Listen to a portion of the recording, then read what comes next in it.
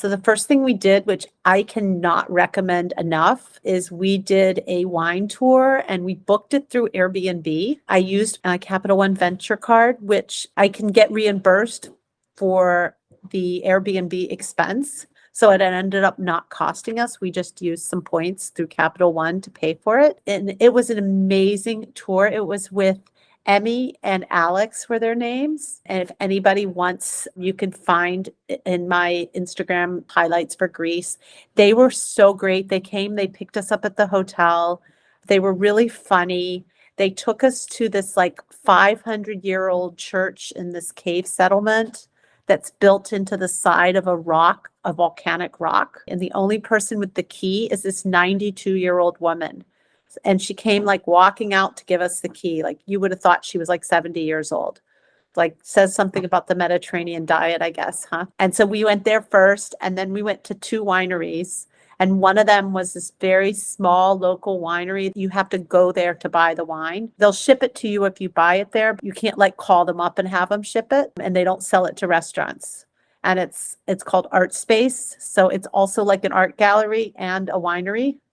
So that was really interesting. Hey there, points people. You just heard a clip from Kathryn Malisheski from Kathryn's Adventures on Points. Kathryn has been in the points game for the last 10 years. Over the past year, she's been teaching others to get the right credit cards, get the most out of their spend, and maximize their redemption so that they can travel the world for next to no cost. Whether it's luxury business class flights and 5-star hotels, or stretching their points for the most travel possible, she aims to help people achieve their goals and explore the world. In this episode, we chat about the points and miles trips that we've both taken to Greece. What we flew, where we stayed, what we ate, and how we can't wait to go back. We also discuss a bunch of fun excursions in Greece, and if you're looking for an easy way to cover excursions with points and miles, one of the easiest ways is to cash out points with a card like the Capital One Venture, which earns 2x everywhere to cover excursion costs. If you're interested in supporting this show when you apply for your next card, check out geobreezetravel.com/cards. And if you're not sure what card is right for you, I offer free credit card consultations at geobreezetravel.com/consultations, and we have the link to the Capital One Venture, the free course, and the free consultation form for you in the show notes as well. And now, on with the show. Welcome to the Geobreeze Travel Podcast, a show for anyone wanting to level up their travel hacking lifestyle. I'm your host, Julia Menez. I'm a travel hacker, coach, speaker, Filipino-American ENTJ who loves solid travel gear and using shortcuts on spreadsheets. On this show, I'm on a mission to bring you travel hackers from all walks of life to help you level up your travel hacking game. We dive into credit cards, miles, points, strategy, mindset, and the secrets behind how to travel the world for next to no cost. So, let's get hacking. How would you like to get 5 bottles of wine for $20 total? With Bright Sellers, you can sign up for 5 bottles starting at $40. And if you sign up for Swagbucks by going to geobreezetravel.com/swagbucks and sign up for Bright Sellers from there, you'll get another 2,000 Swagbucks valued at $20. This brings the price of the wine down to $4 per bottle. Check out Swagbucks for even more great offers, and thank you to Swagbucks for partnering with this episode of the Geobreeze Travel Podcast. Hey, Kathryn, welcome to the Geobreeze Travel Podcast. Thank you. Thank you. I'm so happy to be here.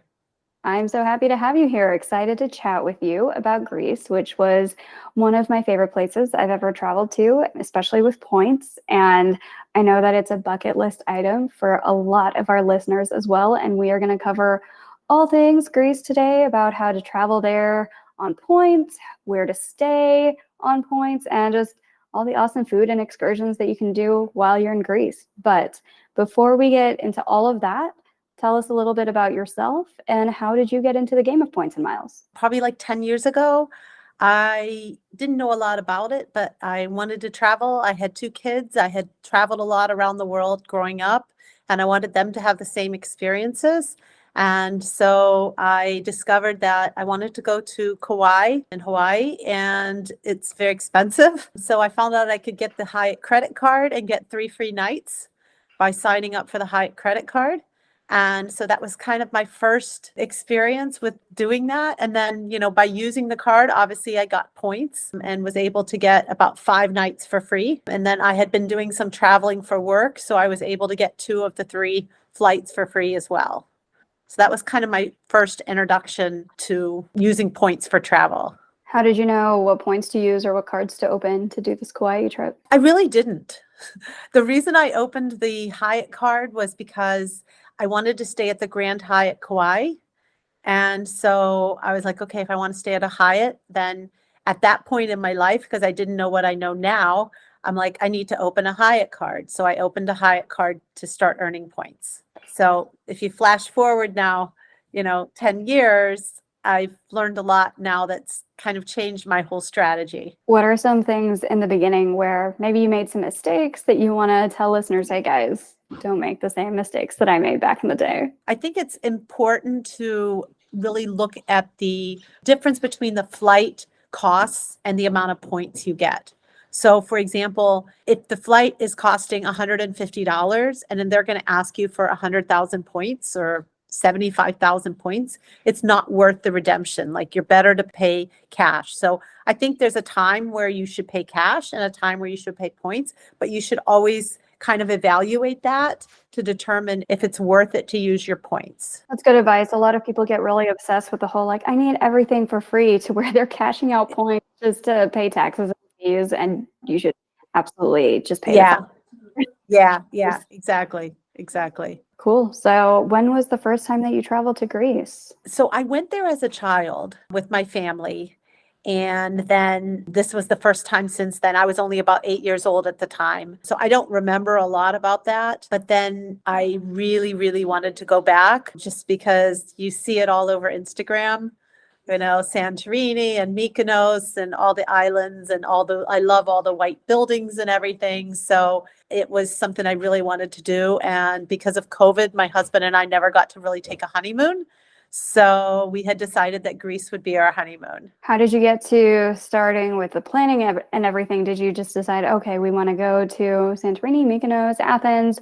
Was there any other islands you wanted to go to? Or did you just kind of want to say, let's see where the point hotels are and go from there? So kind of the way it happened was I knew I wanted to spend like a day in Athens, and then I wanted to go to a couple islands. And so the first thing I did was look for flights to see what we could get, because I knew I needed to be flexible on my dates. And luckily we had that flexibility. So first I looked for flights, and originally we wanted to go in September because it's kind of after the season, there are not as many crowds. But we couldn't really get a good redemption in September. So we started looking at October. So we did end up going in October, which was kind of the end of the season. So because of that, we decided to go to the bigger islands, because a lot of the smaller islands by mid-October were closing down. We didn't want to go somewhere and then all the restaurants were closed. What did you fly? We booked it through United, but we ended up flying Swiss Air through Zurich. And kind of the way that happened was we found the flights on United. So then I transferred points from my Chase Sapphire preferred card to United to book the tickets. Do you remember how many points it cost? It was about 120,000 round trip, and then it was $22 each way in taxes. Was the 120,000 per person or both? Yeah, 120. So 60,000 points for one-way ticket and $22 in business class. In business class, yes, thank you. Yeah, that's pretty similar to what we did when we did Greece. We did this in May, so before the season started, Right. rather than after the season started. And then we transferred 88,000 points for a round trip flight. We transferred from Amex to ANA. Since ANA is a Star Alliance partner, we flew Air Canada, business class on the way there, Turkish Airlines on the way back, 88,000 points each. Our taxes and fees were a bit higher. I think they were about 300 per person round trip. Yeah, the thing with ANA is when you transfer your points, you have to just kind of hope and pray that the availability is still there 3 days later, since it takes 3 days. Oh, yeah. I had kind of a scary experience with my booking. So I found the flight on United and I transferred the points from Chase to United. And then I went in to book it and it would only let me book one ticket. And, this was a little bit of a rookie mistake. I was like, why is it doing that? So I opened 2 browser windows. So I had both browser windows open and I booked the 2 tickets simultaneously. And then I hit submit and one of them went through in business class and the other one did not. It went through as a half business class, half coach ticket. So what did you do? Yeah, so I was panicking because I'm like, okay, one of us isn't gonna fly in the back and the other in the front. So I called up United, and obviously once you transfer your points, you can't transfer them back. So I was kind of at United's mercy at this point to try to find something that worked. And luckily, after several hours of going back and forth, we were able to find this Swiss Air flight for the same redemption as we had been. We were originally going to fly through Portugal. So instead, we ended up flying through Zurich. Yeah, that's a good lesson for everyone is sometimes there really is just one seat left Right. on a flight. And yeah, if 5 people try to book it at once, they can't all 5 get the same business class seat. And that was like a lesson, like if it doesn't let you book 2, just know that there's only one available. Don't try to go book it, in another browser window. And if you have to book 4 seats and it says 2 left at this price, even if it's economy or something, book the 2 and then try to see if what the price is after that, especially if it's something like United, where I know you said you can't transfer your points back into Chase or anything, but you could just cancel the flight, get your points back into your United account and try again. Exactly. Yeah. Good tip. There's a couple different ways to fly to Greece. I know that it's popular to transfer points into Turkish Miles and Smiles as well, since there are a lot of flights that go from the US through Istanbul into Athens. Very popular with anybody who is in the Atlanta area. So if you have Built or City or Capital One, any of those are going to transfer over to Turkish Miles and Smiles. Turkish, yeah. Turkish has a lot of partners. It's a good option into Greece, definitely. Unfortunately, not Chase, not one of their partners. Yeah, no. But one of the things I liked about flying through Zurich was that it was a stunning flight from Zurich down to Athens. You flew over the Alps and then along the Croatian coast. So it was a beautiful flight. Yeah, describe Swiss Air business class for us. I don't think we've even talked about that airline on the show before. I was very impressed. They gave us like a full 3-course meal where they brought each course separately. It wasn't brought all at once. You had a cheese course, you had cheese and appetizer, and then they brought our main dish, which I had like a shrimp dish. My husband had like a beef filet, and then they brought a dessert. And then with the coffee, they brought like a little Swiss chocolate. So that was really nice. Unlimited alcohol, of course. My husband's flown business class Air France, and he thought the beds on Air France were a little more comfortable than Swiss Air. I thought they were comfortable. They give you a pillow, they give you a blanket, kind of all the general things. There were some throne seats. We had 2 together. It would be like 2 together and then like a throne seat that was all by itself and then 2 more together. Did they give you any of the ice cream, the Mövenpick ice cream? Yes, they actually did on the way. We didn't get it on the way back, surprisingly enough, but we did get it on the way out there. It was really good. I have only flown economy in Swiss Air, but oh my God, that ice cream is so good. And then we went to Zurich and then tried to figure out how much this ice cream was. And it was like $6 for a tiny little thing of ice cream. Oh, geez. So you're getting your money's worth on there. Yeah. Any amenity kits that are notable? Yeah, they did give us an amenity kit. It had socks, toothbrush, toothpaste, eye mask, earplugs. I think that's it. Were they nice stuff or the cheap stuff? The socks were cheap. Like I didn't even take them with me because they were they didn't feel nice. But the rest of the stuff was pretty nice. And going over, we got this they came in this nice tin, which was a nice tin to keep. Coming back, it was more like a little fabric pouch. All right. So when you got to Greece from Swiss Air, tell us about your experience once you landed. Did you spend a day in Athens? Did you go straight to the islands? We did. We got in about 4:30 and we were staying at the Grand Hyatt in Athens. And we had booked that hotel on Hyatt points. And so we were able to get a driver through the Hyatt, and they met us at the airport, and that was able to be rolled into our hotel bill. So it ended up being on points as well. So that was really nice because when you come off a long flight, having to navigate everything, a metro or whatever can be tiring. So, they met us right at the customs area and picked us up and took us right to the hotel. You didn't have to pay extra for I did, but they just put it on the bill. So they worked directly with the hotel. So the hotel had booked it for me. and then it went on the bill, and we were able to use some of our points to pay for it. So you paid for the driver and points too? Yes. Yes. Okay. Interesting. Yeah, we stayed at the exact same hotel when we were there in Greece. It's a category 4, so you can use a free night certificate if you have one of those that comes with the World of Hyatt credit card. And we actually got a Globalist upgrade to a really nice suite from there as well. So I'm actually 2 nights now away from Globalist. Oh, awesome. Yeah. So that was part of our travels recently have been to get our Globalist status. We did the fast track challenge. Did you get breakfast at the hotel? We did. Yeah, up on the top floor. Yeah, that was really nice. I loved how the view out of the Acropolis was really nice. I thought the breakfast was amazing. It was such a huge spread. It really is. I only saw the first room when I first glanced in. I'm like, well, all they have is bread and spreads and some honey and stuff. But there's an entire second room with all the meats, all the fruits, vegetables, yogurts.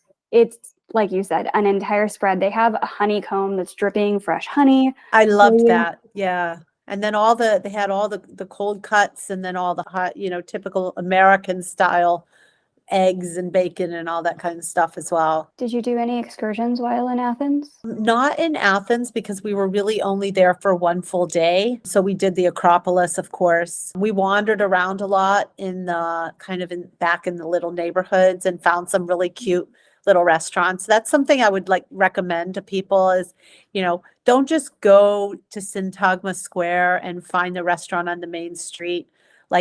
Veer off the main street and go on the little streets and find that cute little restaurant that's off the beaten path, because it's going to be less touristy and probably cheaper and just give you a better local kind of feel of Athens. Yeah, when we were there, very similar to you, we only had one night really in Athens. We took a nightlife food tour. So she pointed out all the different cool bars that people hang out in. I have all of it saved in the Greece highlight on my Instagram page if anybody wants to see all the different places that were pointed out. And really it was all focused about where to drink and where to get drunk food. So the Greek donuts, the loukoumades, I think is what they call them. So good. So good. Yeah, I loved it. It was great. So from Athens, where did you fly out the next day? So then we took a ferry. We took the fast ferry, the Blue Star ferry, which I highly recommend. It saves you a lot of time by taking the fast ferry. So we took the fast ferry to Mykonos then. So we left really early in the morning. I believe it was like a 7:30 ferry, and we were there by 10 o'clock. So that was really nice because we didn't waste a whole day in transport. Yeah, so we arrived at the ferry. We had a driver. I had prearranged a driver there to pick us up, and they took us. We stayed at the Bill & Coo luxury suite. Who's that through? I booked it through Fine Hotels and Resorts through American Express. It's not part of a chain, but I was able to use American Express points to book it. It's about a $900 a night hotel. Yeah, it's really expensive. I loved that hotel though, the customer service there. So when we got there, we had a little bit of a issue with electricity in our room, which it wasn't their fault. It had just gotten tripped. And they literally jumped into action as quick as they could. They ended up upgrading us to the top category room. So we went from having a very small pool to having this huge infinity pool, which was a private one. Yeah, exactly. It was amazing. How many nights did you stay? We stayed 4 nights there. So I was able to use points for all of it. I believe, if I'm not mistaken, it was about 140,000 points. Amex points. Amex points, yes. So we had booked that.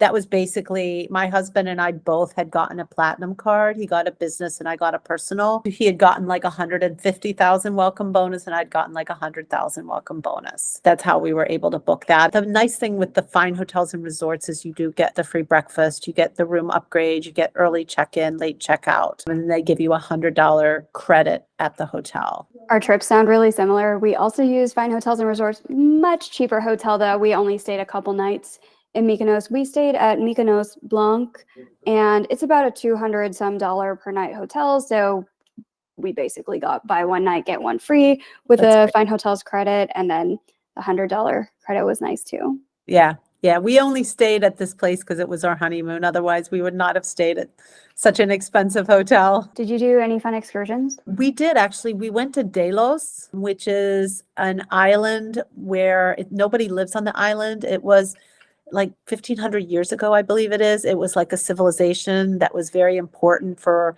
religion in Greece and for commerce. And then it had basically been, the group had come in and like the pirates came in and just kind of destroyed it. And so it was abandoned.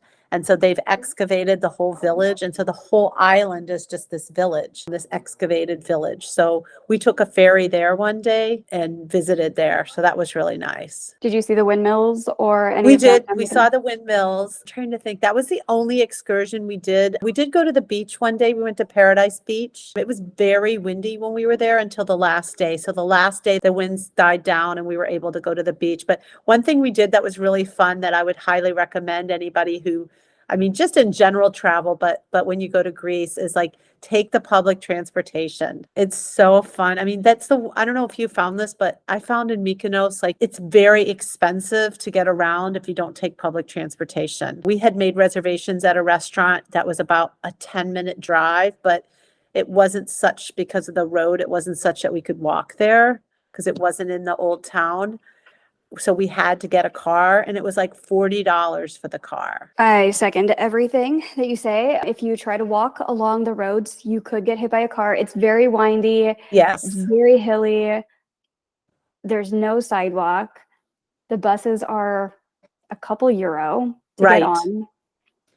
It's quite fun to we got the front seats on the bus, so just watching this giant bus swerve around the different roads in Mykonos is quite an experience and so much cheaper than renting your own car, which I can only imagine how stressful it is to try to operate a vehicle or how to park a vehicle on Mykonos. Yeah. There's very rarely any parking. Yeah, and we were able to walk to the old town from our hotel. I mean, it was kind of a busy road, but there was enough of a shoulder we could walk to it. But yeah, the bus was great. I mean, I have on my Instagram's my Greece highlights. I have some videos from the bus ride. It was like a really pretty ride to go to the beach. They ran frequently, as you said, they were very cheap. And they're like nice coach buses. Like they're not what we think of in the US as like a city bus, you know? So I know Mykonos is known for its nightlife. Did you guys do anything fun after the sun went down? Go to Scorpios or anything like that? There wasn't a ton going on because it was late in the season. We did go to one bar that had like a band playing and hung out and had some drinks there, but there wasn't the way that I had envisioned Mykonos. I think that was kind of over for the season because this was about the 20th of October when we went. My husband and I were just boring. We just sat in our room, drank our own wine, ate our own snacks. Did the hotel give you welcome amenities also, by the way? They did. It was really nice. Like they gave us a bottle of champagne and then they gave us a huge fruit plate that had fruit, some chocolates, some crackers on it. It's really nice. Awesome. So where'd you go after Mykonos? So then we caught another ferry, the Blue Star ferries again, and they're really easy to use. You just book it online and there's a place down on the bottom. You put your luggage, you go upstairs, you have a seat. They're simple to use. They weren't that crowded, I think, because of the time of year. But then we went to Santorini. And Santorini, we had prearranged an Uber because Santorini does have Uber. Though it's funny because they use the Uber app, but it's basically just taxis. But if you order it on Uber, it will pick it up. So it was kind of nice because we used our platinum $15 American Express $15 credit. And I have a gold card as well. So I had like $25. So that covered most of the Uber. So that was nice. You come into the port and then you have to wind up the hill to the hotel. So we stayed in Ia, which is all the way at the far end of the island. We stayed at the Canavas Ia Suites. That is a Hyatt property. We were able to transfer again from Hyatt for that stay. Yeah, Grand Canavas, small luxury hotels in the world, 40,000 points per night, but guys, it is completely worth it because it's a $1,600 per night hotel. It is. And even if you don't have globalist status or anything, you still get free breakfast included with everything. And it's carved into a cave. There's a spa that you get to experience on property. Like you mentioned, Kathryn, all of Santorini, it feels like you get in, you land on the beach, and then to get to anything, you just drive up these cliffs. So everywhere there's these really incredible views of the cliff down into the seaside. You can see lots of little islands throughout the Aegean from anywhere, really, throughout Santorini. So the views are unparalleled. It is one of the most expensive vacation destinations ever. We found the same thing there with getting around. Taxis were very expensive. So again, we used the bus service and it worked great. We took it all the way down to Akrotiri, which is on the complete opposite side of the island. So we had to take the bus to Fira first and then change buses and then take it to Akrotiri. But it's actually kind of fun. I like taking the local buses. And yeah, the hotel was great. They gave us an upgrade. I reached out to them ahead of time to tell them it was our honeymoon, and they were able to upgrade us to an infinity pool suite. It had an amazing view. And when we got there, they had a nice welcome amenity with a bottle of wine and, some local Santorini wine, and then like a nice fruit platter. And then they had also, because it was our honeymoon, they had put like a heart-shaped flower, like flowers. They laid out petals in the shape of a heart on the bed. And then they also give you like a sun hat, like a straw sun hat that says Cannabis EOS Suites on it.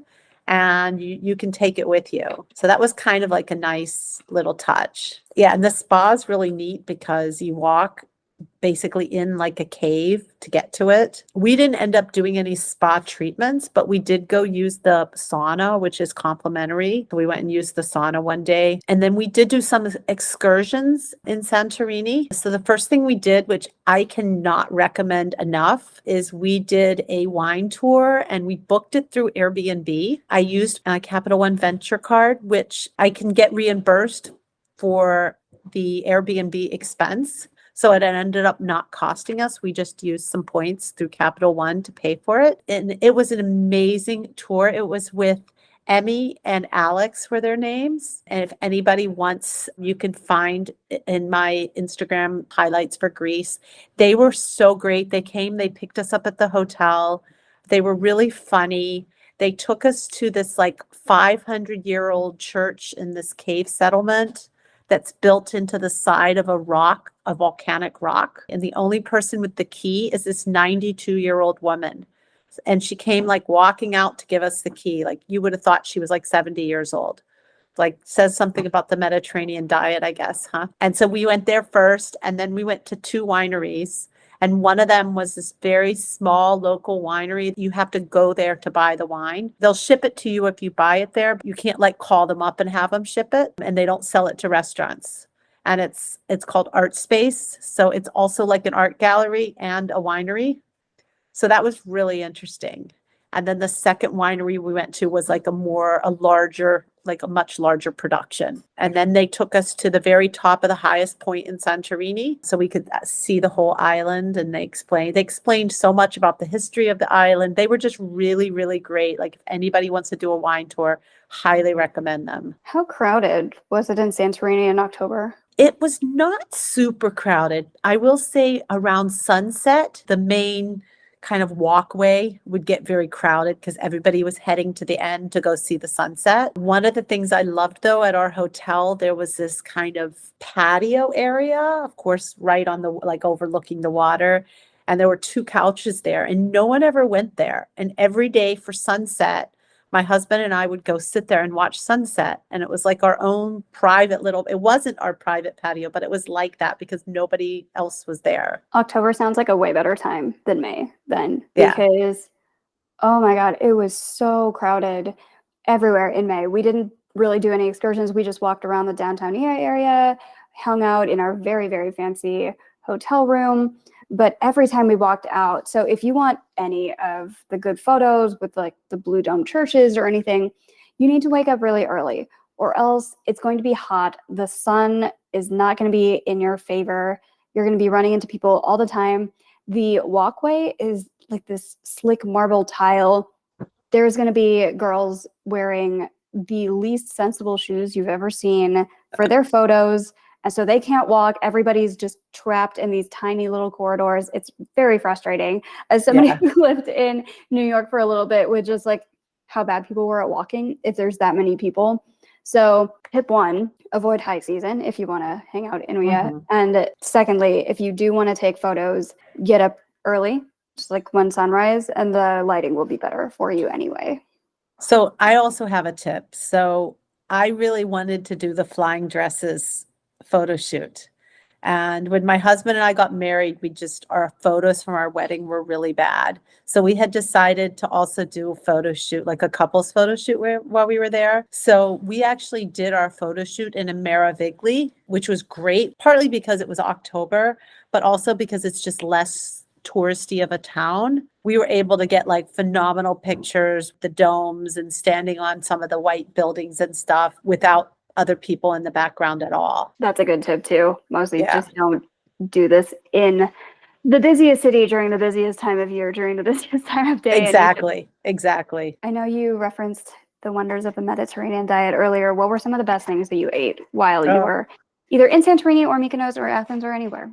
Yeah. Well, the yogurt and honey is so good for breakfast. Like I had it almost every day. The hotel, the Canvas ES Suites, I had this like egg white omelet that had avocado, spinach, tomatoes, and then this like avocado mousse on it, and then some goat cheese crumbled up. Or I think it was actually feta crumbled up on top of it. But it was like the omelet was cooked as like just an egg, but in the shape of an omelet. And then it was just all put on top. And then I just kind of mixed it up. That was a really good breakfast. And then of course, line. We had like lamb chops that were so good. I love all the dips and pita, like the hummus and the tzatziki and all the other tiramisu salad, all those dips. I'd say that's probably my favorite stuff. And the baklava. Greek food is some of my favorite food. So I think you named most of my favorites. Again, try the Greek donuts if anybody hasn't tried them. I did not try the Greek donuts when we were there. Oh, they're so good. Really? I missed out. Now I have to go back. You got to go back. Yeah, the lucumades, they're good. The Greek yogurt, like you mentioned. And then if you have one with fresh figs, that is excellent as well. Yeah, we actually got a fruit plate every morning at breakfast, and it always had some figs on it. Another hotel that we stayed at was the Mykonos Ambassador in Mykonos. It was on our way back, and they had those at breakfast. We only stayed there one night, but oh my God, the yogurt and the breakfast there was really, really good. We used IHG points for that one, and then they gave us welcome drinks, and those drinks were going to be at least $20 each. Oh, wow. It was a Mr. and Mrs. Smith hotel. I didn't really know what to do with my IHG points at that point, so I said, like, let's find the most expensive hotel we can stay at for one night with these points. So we did that on the way back. Did you go straight from Santorini back to Athens, or what route? Yeah, we ended up flying back just because it wasn't that much more expensive. It was about $120 a flight. The boat would have been about $75. And it gave us like a whole nother day in Santorini. And so we went down to Akrotiri, which is, this really cool excavation site, which I don't know if you know, this is kind of a cool story. So the way they found the excavation site there, the town, somebody was riding a donkey and all of a sudden they like fell through the ground. And when they woke up, they were surrounded by all these like ancient artifacts. And that was how they then discovered that there was like, the volcano had basically buried this whole town. And so that was how they then discovered it. And they're still like excavating it. But it was really cool. But we were able to do that on our last day because our flight didn't leave till 6:15. Whereas had we taken the ferry, it would have left at like 11 in the morning. So we wouldn't have had any time. Yeah, we did flights from Athens to Mykonos and then the boat from Mykonos to Santorini just to experience each one. But I'm imagining you flew Aegean Airlines? Yeah, we did. Aegean, was Aegean the Star Alliance? I'm trying to remember. Yeah, yeah. So we did not use points for that. Did you use points? Nope, we just paid way too much money for it. But the nice thing about Aegean being Star Alliance is that if you have Star Alliance status with United, I had it with Singapore Airlines at the time. I know there was that promo with Bilt where you could basically just get free United Silver status, or if you use the Bilt card enough, you could get Star Alliance Gold status.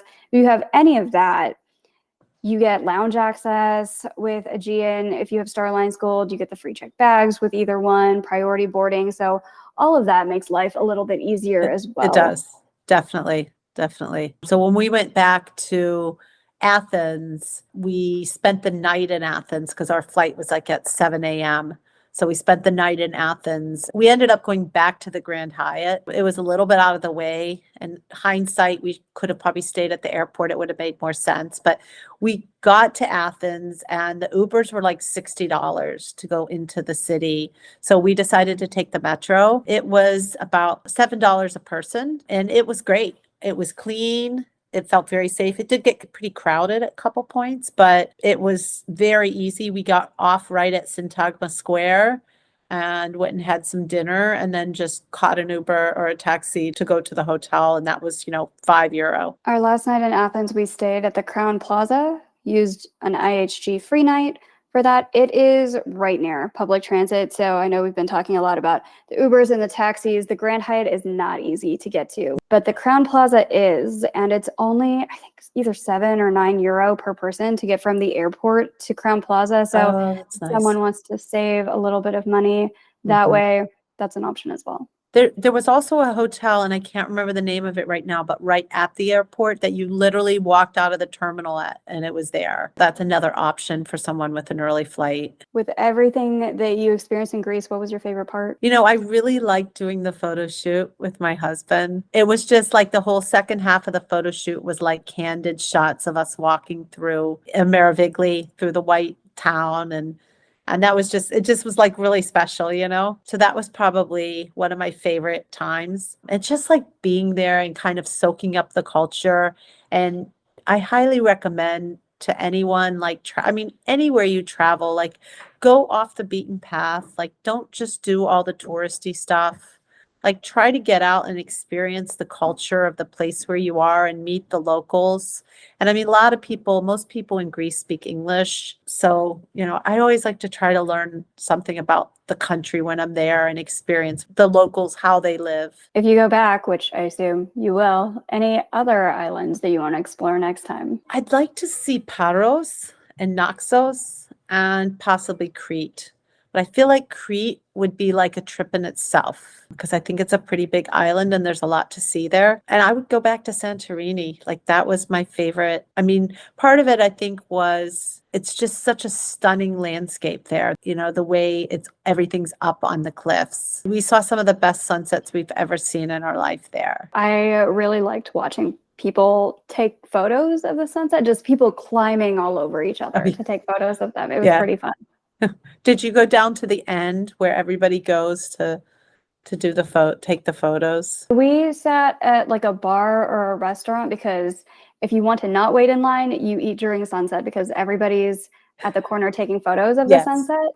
So you kind of miss out on the sunset, but you get to do a lot of people watching of like everyone going crazy over the sunset, and you don't have to wait in line for food.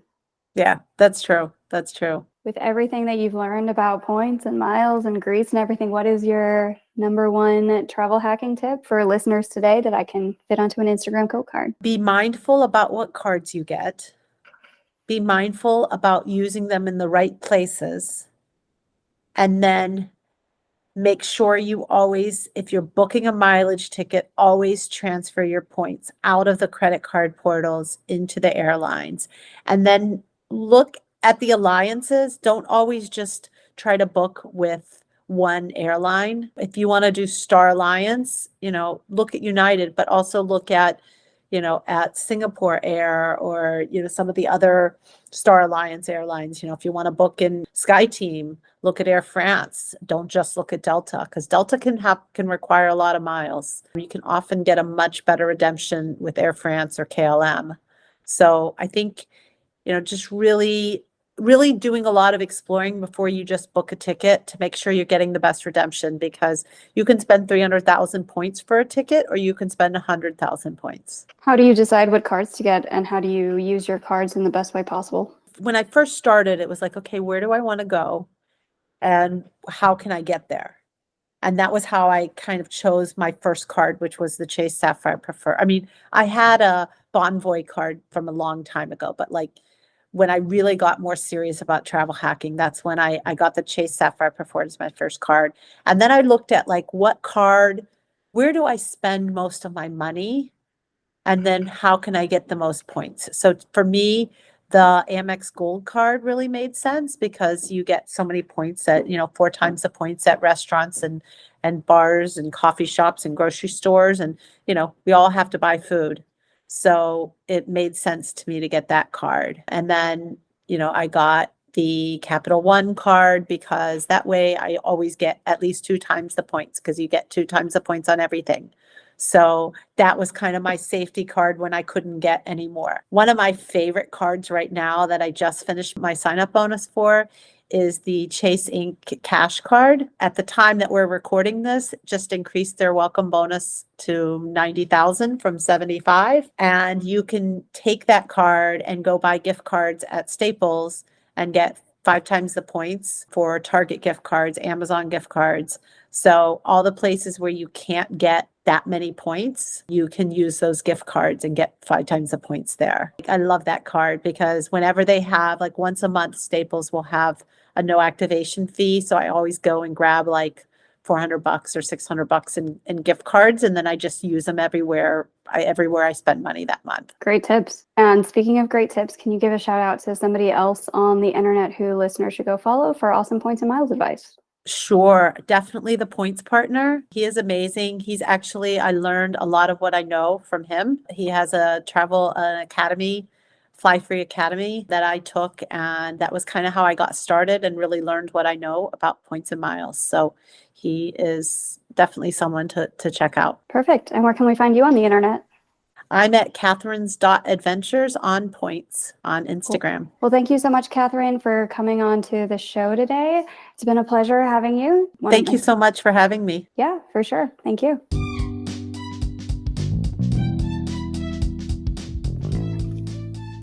Thank you so much for listening to today's episode of the Geobreeze Travel Podcast.